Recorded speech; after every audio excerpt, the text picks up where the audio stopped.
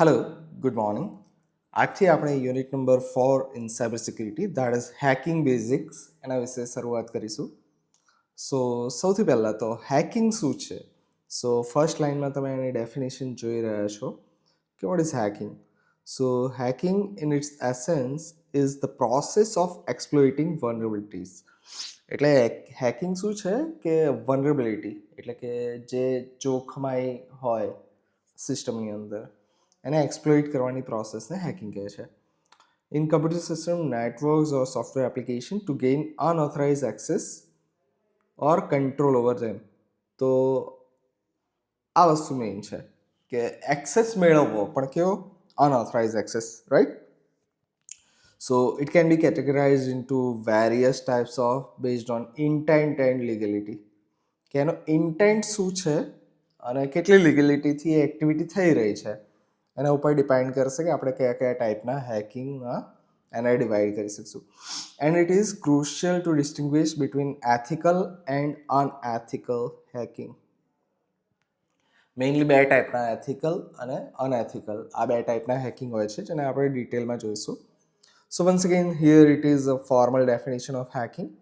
So it refers to the act of identifying weakness એટલે કે જે કંઈ પણ આપણી સિસ્ટમ છે એની વીકનેસ કે એમાં શું ક્ષતિ રહી ગઈ છે એને આઈડેન્ટિફાઈ કરવાની in computer system or networks and exploiting them to gain unauthorised access. આ વસ્તુ મેઇન છે.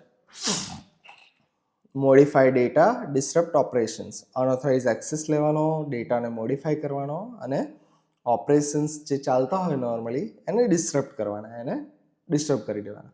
Hackers may use a variety of techniques and tools to achieve their objective, which can range from benign exploration to malicious intent. એટલે કે just ખાલી explore કરવું અથવા તો પછી કોઈ મેલિસિયસ ઇન્ટેન્ટથી એ લોકો હેકિંગ કરતા હોય છે. હવે મેઇન જે ફર્સ્ટ ટોપિક આપણે જોઈશું એ છે હેકિંગની અલગ અલગ ટર્મિનોલોજીસ. સો આ બેઝિક ટર્મિનોલોજી જીટીયુની અંદર ખાસ પૂછાતી હોય છે જેને આપણે વન બાય વન કવર કરવાનો ટ્રાય કરીશું. જેમાંની અમુક આપણે સાયબર સિક્યુરિટીના બીજા ચેપ્ટર્સની અંદર ઓલરેડી જોઈ ચૂક્યા છીએ. So one of such term is vulnerability. So what is vulnerability? A weakness or a flaw in systems design, right? Weakness or flaw in systems design, implementation or operation that could be exploited to violate system security policies. તો બે વસ્તુ ઉપર અહીંયા focus કરવાનું છે કે વનરેબિલિટી એટલે શું?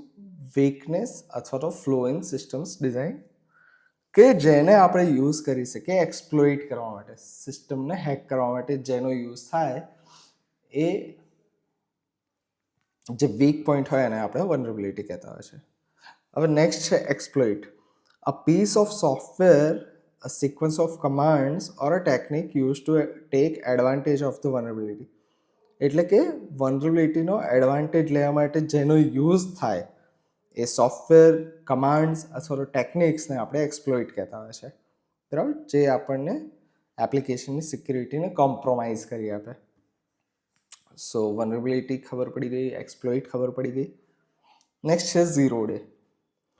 અ vulnerability that is unknown to software developer, vendor or the public. એવી વનરેબિલિટી કે જે અનનોન હોય હજી કોનાથી? સોફ્ટવેર વેન્ડર્સ અને પબ્લિકને. Zero day exploits target vulnerability that have not yet been patched or mitigated. એટલે કે એવી વનરેબિલિટી કે જેનો પેચ હજી શોધાયો ના હોય, સિસ્ટમમાં એવો બગ રહી ગયો હોય કે જેનો પેચ હજી શોધાવાનો બાકી હોય, જસ્ટ નવો સિસ્ટમમાં કોઈ બગ આવ્યો, ફોર એક્ઝામ્પલ વિન્ડોઝ 11ની લેટેસ્ટ કોઈ અપડેટ આવી જેની અંદર કંઈક બગ રહી ગયો છે અને હેકર્સને એ પહેલાં ખબર પડી ગઈ, તો એને કહેવાય ઝીરો ડે વલ્નરેબિલિટી. નેક્સ્ટ છે પેલોડ.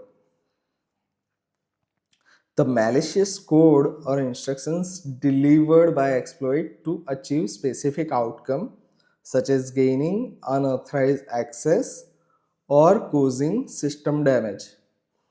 હવે એવો કોડ કે સોફ્ટવેર કે જેનો યુઝ હેક કરવા માટે થાય એને પેલોડ કહેવાય. શોર્ટમાં મેલિસિયસ code or instructions delivered by an exploit to achieve specific outcomes such as gaining unauthorized access or causing system damage. Right, તો શરૂઆતથી જો જોતા હોય તો વનરેબિલિટી એટલે સિસ્ટમનો એવો ફ્લો કે જેને એક્સપ્લોઇટ કરી શકાય. What is exploit? કે જે રિયલમાં એ વનરેબિલિટીને એક્સપ્લોઇટ કરે. રાઈટ, 0 ડે મતલબ કે જસ્ટ નવું નવું સોફ્ટવેર ડેવલપ થયું અને હાલ એવી વસ્તુ કે જે વેન્ડરને બી નહીં ખબર કે આવી કોઈક ભૂલ છે સિસ્ટમમાં, આવો કોઈક ફ્લો બગ રહી ગયો છે, એને કહેવાય 0 ડે. અને પેલોડ મતલબ જેની મદદથી એ તમારી સિસ્ટમને ડેમેજ કરી શકે હેકર, એને પેલોડ કહેવાય છે. હવે નેક્સ્ટ છે buffer overflow, a type of vulnerability where a program writes data beyond the allocated buffer. એટલે કે જે તે સિસ્ટમ સોફ્ટવેર અથવા એપ્લિકેશન સોફ્ટવેરને જે તે બફર અલોકેટ થયું હોય એની બહાર સિસ્ટમની મેમરીમાં એ કંઈક રાઇટ કરી શકે. બરાબર, potentially overwriting adjacent memory areas causing the program to crash or execute arbitrary code. એટલે કે એને જે અલોકેટેડ સ્પેસ હોય એની બહાર એ ફેલાય અને એની મદદથી એ કાં તો પ્રોગ્રામને ક્રેશ કરે અથવા તો કોઈક અનિચ્છનીય વસ્તુ એક્ઝિક્યુટ કરે, એને બફર ઓવરફ્લો કહેવાય. ઓકે, નેક્સ્ટ છે રૂટકીટ, a malicious software designed to gain administrative level access. root level access મતલબ administrative level access, કે નોર્મલ યુઝરને જે પરમિશન્સ ન હોય, જેમ કે નવો યુઝર એડ કરો, રિમૂવ કરો, પાસવર્ડ ચેન્જ કરો, કોઈ સિસ્ટમની અંદર સોફ્ટવેર્સ નાખવા, આ બધા પરમિશન્સ નોર્મલી એડમિનિસ્ટ્રેટિવ અથવા રૂટ લેવલના યુઝર પાસે હોય. તો malicious software designed to gain administrative level access to a computer system and hide its presence or presence of other malicious software, એને કહેવાય રૂટકીટ. હવે ટ્રોજન આપણે ઓલરેડી આગળ ભણી ચૂકેલા છીએ, રાઈટ? ટ્રોજન હોર્સ આવેલું છે. વન્સ અગેન એને રિપીટેડલી જોઈ લઈએ આપણે. A type of malware disguised as legitimate software. અહીંયા આ વર્ડ ઉપર મેઇન ફોકસ કરવાનું છે કે એવું સોફ્ટવેર કે જે તમને લેજિટિમેટ રાખે. Often use to gain unauthorise access to a computer system or to steal a data. બરાબર, આ વસ્તુ ઘણી બધી વાર તમને જોવા મળશે કે અનઓથોરાઇઝ એક્સેસ લેવાનો મતલબ VS કોડ સોફ્ટવેર તમે ડાઉનલોડ કરો પણ એ રિયલમાં VS કોડ સોફ્ટવેર ન હોય, જો તમે ટ્રસ્ટેડ વેબસાઇટ ઉપરથી ડાઉનલોડ ના કર્યું હોય તો એવા સોફ્ટવેરને આપણે ટ્રોજન હોર્સ કહીએ, કે તમે જેને ટ્રસ્ટ કરો છો એ સોફ્ટવેરના ફોર્મેટમાં તમારા પીસીમાં વાયરસ નાખવામાં આવે. નેક્સ્ટ છે keylogger, a type of software or hardware device that records the keystrokes entered by a user, often used to capture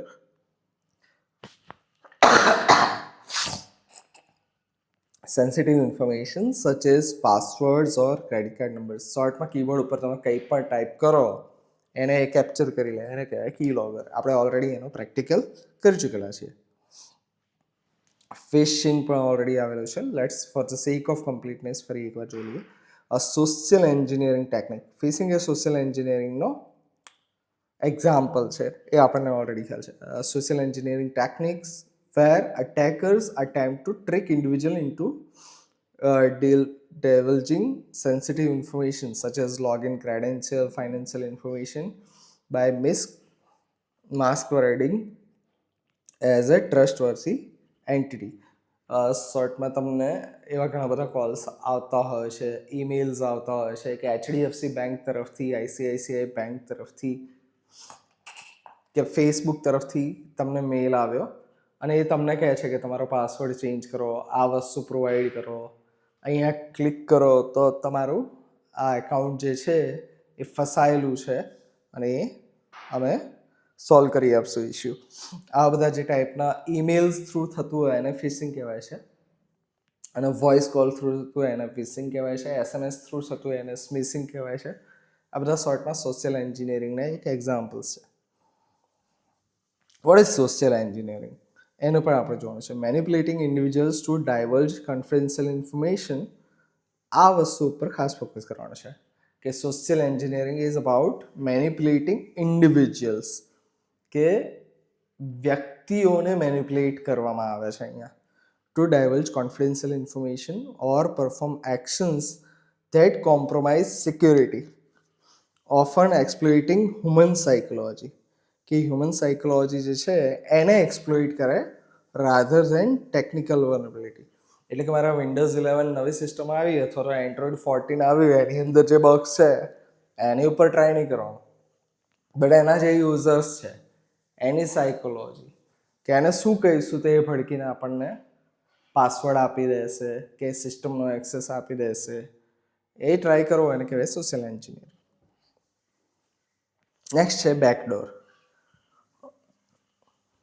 A hidden method or vulnerability intentionally inserted into system or application by its developer, allowing unauthorized access to the system. એટલે કે unauthorise access મેળવવા માટેનો જે રસ્તો હોય એને back door કહેવાય શોર્ટમાં. અ hidden method અથવા તો વલ્નરેબિલિટી. નેક્સ્ટ છે brute force attack, an automated technique for guessing password or encryption keys by systematically trying all possible combinations until the correct one is found. તમે બ્રૂટ ફોર્સ પાસવર્ડ જે છે એને crack કરવા માટેનો practical કરેલો છે, અને જેની અંદર સિમ્પલ પાસવર્ડ હોય તો વિધિન અ સેકન્ડ ક્રેક થઈ જતા હોય છે, અને લોંગ પાસવર્ડ હોય તો એને વાર લાગતી હોય છે. આ જે તમે જોયું હતું એ બ્રૂટ ફોર્સ અટેક છે. મતલબ જેટલા પોસિબલ કોમ્બિનેશન્સ હોય એ બધા 1 by 1 કમ્પ્યુટર સ્ક્રિપ્ટથી ટ્રાય કરવાના, કે 6 આંકડાનો પોસિબલ પાસવર્ડ છે તો 6 આંકડાના જેટલા કોમ્બિનેશન થઈ શકે એ બધા કોમ્બિનેશન આપણે ટ્રાય કરીએ એને કે બ્રૂટ ફોર્સ અટેક.